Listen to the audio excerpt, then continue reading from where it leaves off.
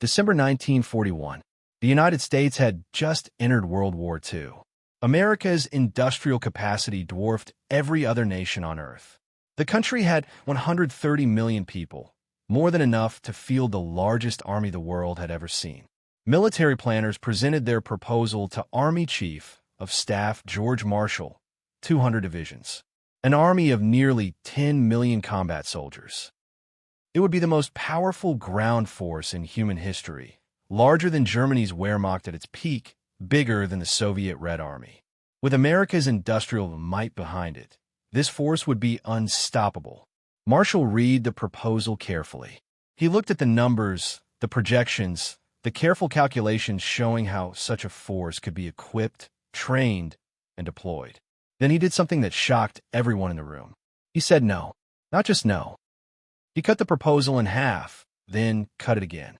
Marshall insisted that the United States Army would field no more than 90 divisions. His staff thought he had lost his mind. The British were horrified. Stalin, who commanded over 400 Soviet divisions, couldn't understand what the Americans were thinking. Here was the richest nation on Earth, the one country with the resources to build an overwhelming force, deliberately choosing to fight with a fraction of the army it could raise. Marshall's decision was one of the most controversial choices made by any Allied leader during the entire war. It would determine how America fought, what strategies were possible, and whether the Allies could win. German intelligence officers, when they learned of American force structure, were confused. Why would the Americans limit themselves this way? What did Marshall see that everyone else had missed? The answer would become clear only years later, after the war ended and the full picture emerged. Marshall hadn't made a mistake. He had made a calculated gamble based on a revolutionary understanding of how modern industrial warfare actually worked. He was betting that quality, mobility, and firepower could replace mass. He was betting that 90 well-equipped American divisions could accomplish what 200 ordinary divisions could not. He was betting everything on a theory that had never been tested in combat. And if he was wrong, the Allies would lose the war. To understand Marshall's decision, you have to understand the pressure he was under in early 1942. The situation was catastrophic on every front. The Philippines were falling. Singapore had surrendered. The Japanese were advancing through Burma toward India. German submarines were sinking ships faster than they could be replaced. The Soviet Union was begging for a second front in Europe, and Stalin made it clear that without immediate help, Russia might collapse. American military planners looked at the disasters unfolding worldwide and reached an obvious conclusion. America needed an enormous army immediately. The War Department's original proposal called for 200 divisions organized into multiple armies and army groups. The plan projected this force would require approximately 9 million men in combat units, plus another 2 million in support roles. This was a conventional approach based on how armies had always been organized. More soldiers meant more divisions. More divisions meant more combat power. Germany had conquered most of Europe with approximately 150 divisions. Surely America, with vastly greater resources, should field an even larger force. The proposal had strong support. Henry Stimson, the Secretary of War, backed it. Most of Marshall's own staff supported it. The numbers seemed to work. America had the population. By 1942, there were over 16 million American men of military age. Taking 11 million for the Army would still leave millions for the Navy, Air Forces, and essential war industries. Marshall listened to all the arguments. Then he started asking questions that made people uncomfortable. Where would the weapons come from? His staff had ready answers. American industry would produce them. Production was ramping up rapidly. By 1943, the United States would be outproducing every other nation combined. Marshall pushed further. How many rifles would 200 divisions need? How many machine guns? How many artillery pieces? How many trucks? His staff worked through the calculations. The numbers were staggering. A single infantry division required over 2,000 vehicles. That meant 400,000 vehicles for 200 divisions, plus replacements for combat losses. Then Marshall asked the question that changed everything. Who would build those vehicles? The room went quiet. Someone mentioned that automobile manufacturers would convert their factories to war production. Marshall asked how many workers that would require. The answer came back: hundreds of thousands, perhaps millions when you counted steel workers, rubber workers, parts manufacturers, everyone in the supply chain. Marshall asked where those workers would come from. Would they be drafted into the army? No, they would need to stay in factories. So the 200 Division plan required millions of men who wouldn't be soldiers. They would be building equipment instead. Then Marshall moved to the next question. How would 200 divisions get to Europe? How many ships would that require? The merchant marine was already struggling with German U-boat attacks. Building enough transport ships for 200 divisions would take years. Who would build those ships? More workers who couldn't be soldiers. He went through every aspect of the proposal methodically. Artillery shells. Each division would fire tens of thousands of shells per month in sustained combat. Manufacturing that many shells required workers. Powder plants, metal works, quality inspectors, rail workers to transport everything. By the time Marshall finished, the problem was obvious. A 200-division army would consume so much of America's manpower in supporting roles that you couldn't actually field 200 combat-ready divisions. The logistics would collapse under its own weight. But Marshall saw something else, something more fundamental. He had been watching German operations closely since 1939. He had studied how the Wehrmacht achieved its victories in Poland, France, and the early Soviet campaigns. The Germans hadn't won because they had the most soldiers. German Army Group Center, which nearly reached Moscow in 1941, had roughly 60 divisions.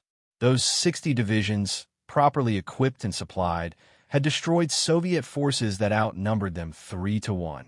How? Superior equipment, better training, overwhelming firepower support, and mobility. German panzer divisions could move faster, strike harder, and operate longer than their opponents. That mobility came from having enough trucks, enough fuel, enough spare parts, enough everything. Marshall realized that in modern mechanized warfare, the equation had changed. A well-equipped division with ample artillery, air support, and transport could defeat 3 or 4 poorly equipped divisions. The American advantage wasn't population. It was industrial capacity. The question wasn't how many divisions could America raise, but how well could it equip them. So Marshall made a decision that would define America's entire war strategy. Instead of 200 divisions struggling with inadequate equipment, he would build 90 divisions with the best equipment any army had ever fielded. Each American division would have overwhelming advantages in firepower, mobility, and supply. They would be supported by the largest air force in the world. They would have more trucks per division than any other army. They would have ammunition reserves that would seem excessive by European standards. They would have logistical support that German generals would consider wasteful. And they would win. But in 1942, this was just a theory. Marshall was betting everything on an unproven concept. He was facing intense political pressure to create a larger army. Newspapers demanded to know why America, with 130 million people, was fielding fewer divisions than Britain, with 47 million. Congressmen questioned whether Marshall was doing enough to win the war. The pressure was immense, but Marshall had an advantage. He understood industrial warfare better than almost anyone alive. He had served in France during World War I, not as a combat commander, but as a logistical planner. He had seen how armies actually functioned. He knew that the decisive factor wasn't how many soldiers you had on paper, but whether those soldiers had ammunition when they needed it, whether their tanks had fuel, whether wounded men could be evacuated, whether replacement parts arrived before equipment broke down completely. The German Wehrmacht, Marshall noted, had the best fighting doctrine in the world. Their tactics were brilliant. Their officers were superb. But by 1942, German logistics were already failing. Panzer divisions in Russia were immobilized for lack of spare parts. Artillery units rationed shells. Infantry divisions relied on horses for transport because there weren't enough trucks. Germany had prioritized combat strength over logistical support, and it was slowly strangling their army. Marshall would make the opposite choice.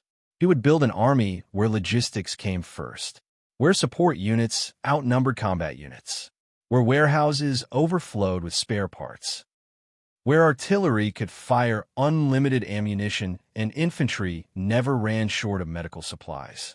His critics called this wasteful. Marshall called it victory. The structure Marshall proposed was radical. The 90 divisions would be organized into a highly mobile force. Each division would have substantially more organic transport than equivalent German or Soviet units. An American infantry division included over 2,000 vehicles organic to the division itself. German infantry divisions often had fewer than 500 trucks and relied heavily on horse-drawn transport. American divisions would also have dramatically more artillery support. A standard American infantry division included 12 105mm howitzer battalions and 4 155mm howitzer battalions organic to the division. Additional corps and Army-level artillery could be attached as needed. In practice, American divisions regularly operated with twice the artillery support of their German counterparts. Then there was air support. Marshall worked closely with General Henry Arnold, commanding the Army Air Forces, to ensure tight integration between ground and air operations. American ground forces would have access to tactical air support on a scale no other army could match. Fighter bombers could be called in to hit targets within hours, sometimes minutes. But the real advantage was in the logistical tail. For every American soldier in a combat unit, there were approximately 2 soldiers in support roles. This ratio shocked European observers. German forces operated with roughly 1 support soldier per combat soldier. Soviet forces had even fewer support personnel. American commanders had enough trucks to move entire divisions rapidly. They had enough engineers to build or repair bridges, roads, and airfields. They had enough signal personnel to maintain reliable communications. They had enough medical personnel to establish proper field hospitals.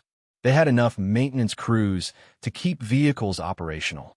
This support structure meant American divisions could sustain operations far longer than their opponents. A German panzer division might fight intensely for a week before needing to pause for resupply and maintenance. An American armor division could maintain offensive operations for weeks because the support infrastructure never broke down. Marshall's gamble became clear in its implementation. He wasn't building a big army. He was building a perfect army. The proof came in combat. When American forces landed in North Africa in November 1942, they brought advantages that German commanders immediately noticed. American units never seemed to run short of anything. Artillery fired massive preparatory barges before every attack, something German forces could rarely afford. American tanks operated continuously because repair facilities kept them running. American infantry advanced with close air support that German troops hadn't seen since the early days of the war. Initially, American forces struggled. Inexperienced troops made mistakes. Junior officers didn't understand combined arms coordination. Units took unnecessary casualties. But the underlying system Marshall had built was sound. American forces learned quickly because they had the resources to train properly, to make mistakes and recover, to develop effective tactics through trial and error. By the time of the Sicily invasion in July 1943, American divisions were performing at a level that impressed even their British allies. The 7th Army under Patton covered extraordinary distances because it had the trucks to maintain momentum. Artillery support was so overwhelming that German defenders described it as unlike anything they had experienced on any front. The Italian campaign demonstrated the sustainability of Marshall's system. American divisions fought continuously from September 1943 through May 1945 without collapsing logistically. German forces, by contrast, were increasingly hamstrung by supply shortages. Ammunition became scarce. Replacement troops arrived without adequate training. Equipment couldn't be repaired because spare parts didn't exist. Then came Normandy. The D-Day invasion in June 1944 was the ultimate test of Marshall's theory. Could a smaller, better-equipped army defeat a larger force fighting from prepared defenses? The answer was decisive. American forces, supported by overwhelming naval gunfire, air superiority, and massive logistical support, broke through German defenses and achieved the strategic mobility needed to liberate France. The critical moment came in late July during Operation Cobra, the breakout from Normandy. American forces had been fighting in the hedgerows for nearly 2 months, making slow progress against determined German resistance. Then American commanders concentrated overwhelming force at a single point. Over 1,500 heavy bombers carpet-bombed German defensive positions. Artillery from multiple corps fired saturation barges. When American armored divisions attacked, German defenses simply disintegrated. The Germans had never seen anything like it. American forces could concentrate firepower on a scale that made defense impossible. They could move armies faster than German forces could react. They could sustain offensive operations indefinitely because the logistics never failed. Marshall's 90 divisions, properly supported, proved more effective than the 200 divisions originally proposed would have been. By the time Germany surrendered in May 1945, American forces had defeated an enemy that began the war with superior military doctrine, more combat experience, and better trained officers. They won because Marshall understood that modern warfare wasn't about how many soldiers you could put in uniform. It was about how effectively you could support those soldiers with the industrial might of an entire nation. After the war, German generals were extensively interviewed about their defeat. When asked about American military capabilities, their answers were remarkably consistent. They respected American artillery, which they described as far superior to their own. They feared American air power, which made daylight operations nearly impossible. But most of all, they were astonished by American logistics. German General Siegfried Westphal, who served as Chief of Staff to Field Marshal Kesselring in Italy, said American logistical capabilities were the decisive factor in the war. German forces, he explained, were always short of something: ammunition, fuel, replacement parts, medical supplies. American forces never ran short of anything. That abundance of supply translated directly into sustained combat power. Marshall's gamble had paid off. By choosing 90 divisions instead of 200, by prioritizing support over combat strength, by building a sustainable system rather than a massive but fragile force, he had created the most effective army America had ever fielded. It wasn't the biggest army, but it was the best.